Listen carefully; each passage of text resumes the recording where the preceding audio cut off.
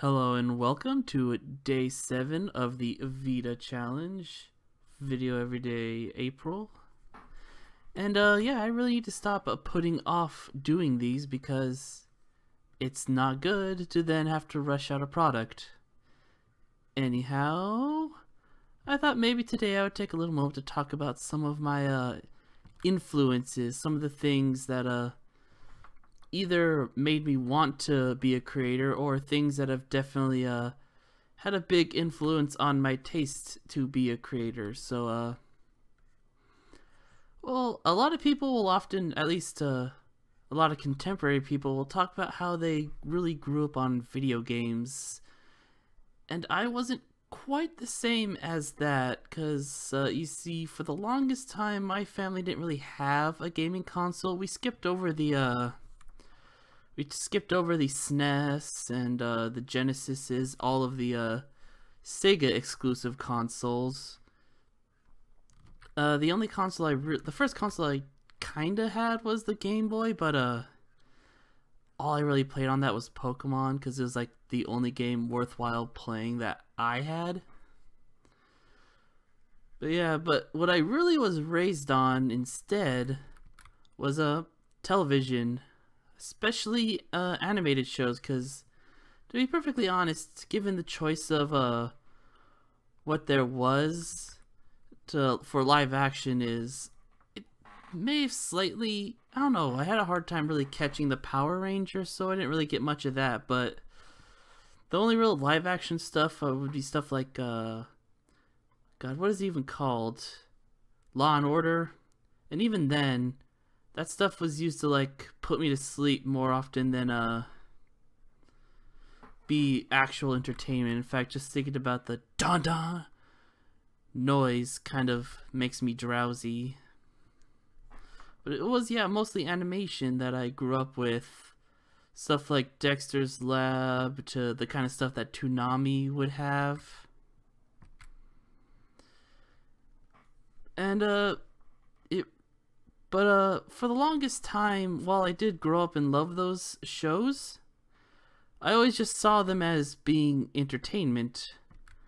I never really considered it anything like what I would want to be. In fact, when I was a kid, I like had the strange idea that I would be some kind of I don't know, some kind of firefighter, astronaut. I don't know. I was a kid. It was nonsensey. Anyhow, I eventually found out that I wanted to make animations, be a cartoonist. That sort of happened at around high school when we were having computer labs. Some of the students were, instead of doing whatever it is you're supposed to do in a computer lab, which, let's be honest, you get a bunch of kids into an area and put them on computers.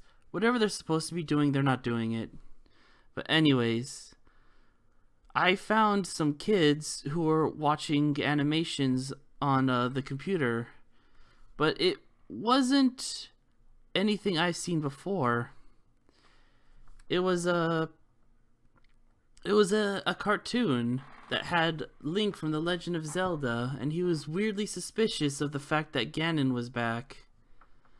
Yeah, it was the Joseph Blanchet's, or Legendary Frogs, The Return of Ganon, which is a cartoon in which Link is super suspicious about Ganon and has to go on a little adventure to discover what's going on. Well, not adventure, it's a comedy misadventure, but yeah. And this really sparked my interest and imagination because it was like, wait, what is this? And I looked into it. Although, funnily enough, I found Ebaum's World before I found Newgrounds. And even then, I later did find Newgrounds, but for some reason, Newgrounds.com just really didn't function very well on my computer back then, so I kind of just avoided the site as best I could. But yeah, from Ebaum's World and eventually Newgrounds, I found web animations and web creators, and it was amazing. Like, while I did watch some of Joseph Blanchet's other cartoons, I was more interested in stuff like his original arc in Kerrigan, but he kind of focused a bit more on the parody stuff. And I'm not going to judge. I'm not saying he's less or anything about it. It's just that the parody stuff didn't capture my attention as much as original stuff. And that's when I found the work of Daniel Elliott, or Gherkin Man, and his Nimbin series, which I really enjoyed. And there's also his earlier, bit cruder, but sort of entertaining by like how bonkers it is of the Gherkin Man cartoons. Because like, imagine a high schooler making a story which like takes all of their favorite elements from Dragon Ball Z, Pokemon, and Deus Ex, put it in a blender, and that was essentially what the first early Gherkin Man series was. And it was insane, it was illogical, but it was glorious for another high school student to watch and see. And cartoons like that really captured my imagination. As I continued on, other sort of creators in that vein really fascinated me. Like, it was much later before I found him, but Ed Gold was very similar with his Ed's World series, in that he is the, air quotes, main character, even though it's just a fictional character that's only loosely based on him, has his voice and whatnot. And Gherkin Man was similar in that it was sort of an author avatar, but, you know, Daniel Elliott is not claiming he has green hair and fought a Pokemon. It's this weird sort of aesthetic of internet cartoons that I kind of fell in love with, this fictionalized avatar of yourself as this goofy cartoon character. And that kind of aesthetic got carried through into the internet reviewer sort of scene. You know, gonna bring it back a little bit to the whole that guy with the glasses situation I brought up in one of my earlier Vitas. But it's sort of a similar idea, like people like Linkara, Lewis Lovehog based the Linkara character kind of on himself, but is clearly highly fictionalized and action hero-y. But yeah, it's like all these creators with these characters and stuff, they both opened my eyes to the idea that animation is not just a thing that like appears on your television. It's actually something created by artists and creators. So it's like, I just from then on knew I wanted to be an animator. And I do owe a lot to these sort of early sort of Newgrounds creators and later sort of people in those kind of vein for wanting to create and animate, which is why I want to make a series that really sort of pays homage to them and all sorts of the independent internet sorts of internet creators that sort of made me think that I can actually express myself. Control T select. But that's what inspired me to want to create in the first place. But I suppose on a different idea that I could also talk about are things that inspired like my ideas, or essentially what I like to say is what really gave me my sense of humor and my sense of I'm not sure if storytelling is the right term, but definitely the kinds of stories that interesting, or at the very least the kind of settings and stuff. And first of all, I'm going to say that I really feel like I got a lot of my sense of humor from the series Mystery Science Theater 3000, in particular the Mike Nelson era of the show. Not to put down the Joel Hodgkinson era of the show at all. It's just that's what I like really jumped into first, and it really clicked with me the way it was, because there's something about Mike Nelson's very like self-deprecational humor. He wasn't afraid to laugh at himself at all and make himself the joke instead of the kind of humor where you go out of your way to hurt other people. And sure, there was plenty of riffs on the show in which they would, get in a word against someone else, but he was very willing to build up this character as a generally nice guy, but not particularly extraordinary, and then able to like laugh at him, make him be pathetic and funny, and that's just great. I do feel like you should be able to laugh at yourself. You shouldn't only like make comedy by just breaking down other people.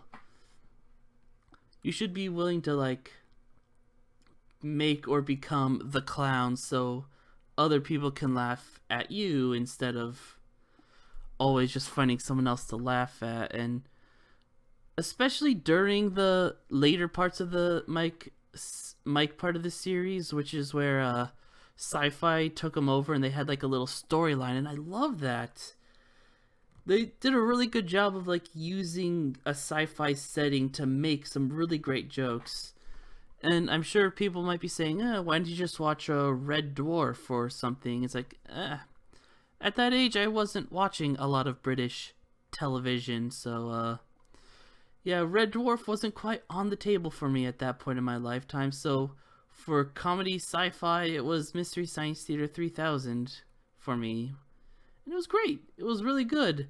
They had some decent ideas with like Observer holding his own brain, claiming to be just a brain, even though he's clearly a guy holding a brain in a pan, who for some reason decided to take his brain out of his head, even though it was a nice head already.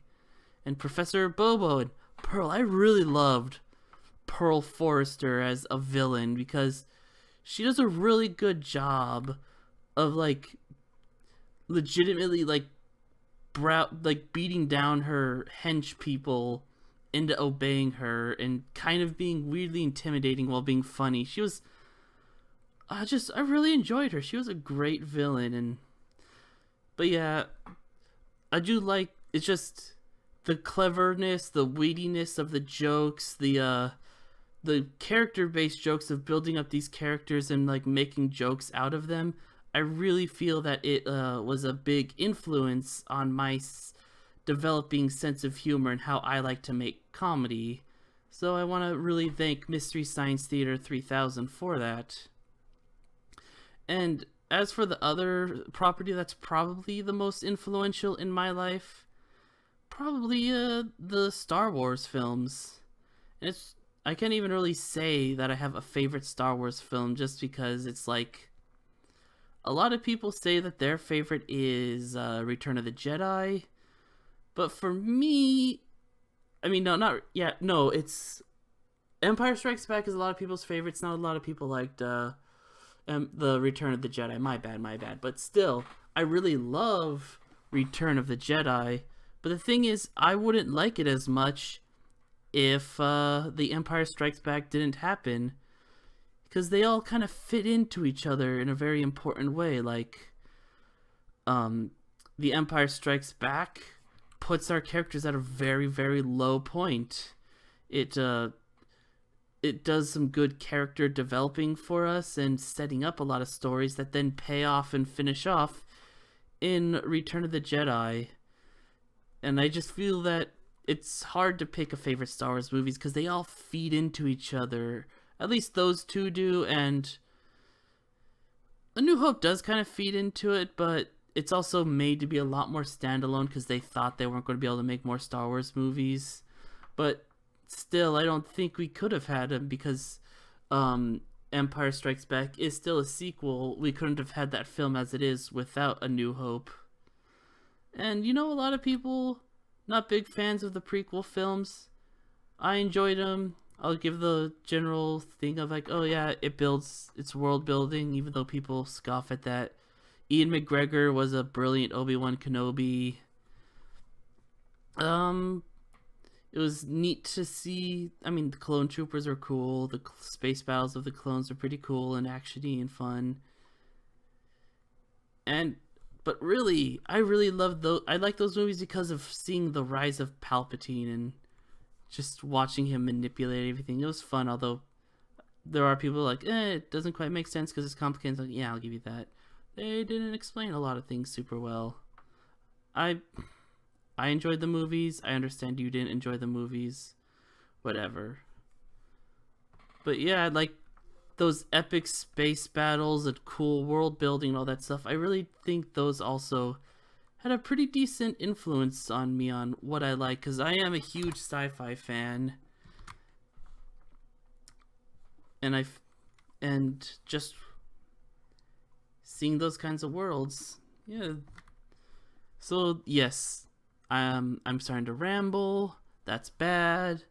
But hey, if I make enough videos, maybe I'll stop rambling, and that'll be awesome.